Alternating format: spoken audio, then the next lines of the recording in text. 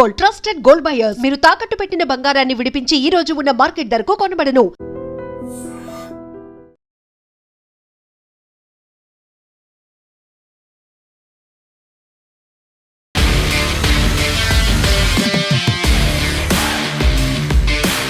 నమస్తే, welcome to iDream talking point with కవిత.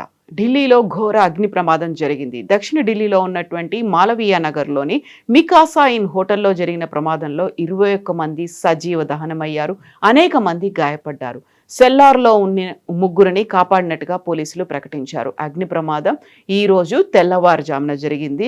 ప్రమాదం జరిగినప్పుడు మికాసా ఇన్ హోటల్లో విదేశీయులు సహా 40 మంది వరకు ఉన్నట్లుగా తెలుస్తోంది. వీరిలో ఎక్కువ మంది మధ్య ఆసియా, ఆఫ్రికాకు చెందిన వారుగా ఉన్నట్టు పోలీసులు ఇచ్చినటువంటి సమాచారం.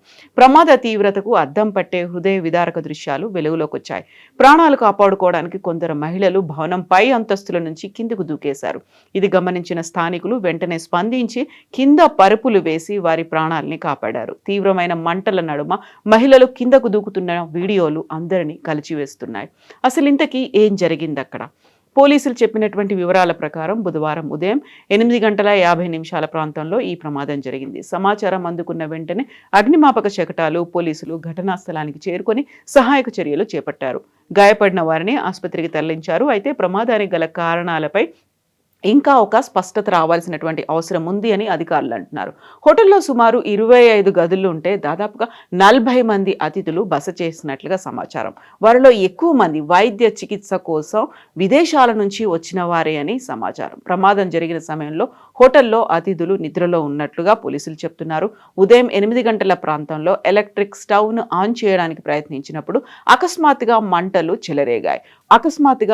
చెలరేగాయని హోటల్ చెఫ్ అంటున్నారు. అప్పటికే హోటల్ మొత్తంగా మంటలు వ్యాపించాయని, కొందరు బాధితులు ప్రాణాలు కాపాడుకునేందుకు హోటల్ భవనం నుంచి కిందికి దూకినట్లుగా స్థానికులు చెప్తున్నారు. ఢిల్లీ ప్రభుత్వ బెడ్ అండ్ బ్రేక్ఫాస్ట్ B&B పథకం కింద ఫ్లోరిష్ స్టే అనే హోటల్కు కేవలం 6 గదులను మాత్రమే నిర్వహించడానికి లైసెన్స్ ఉంది.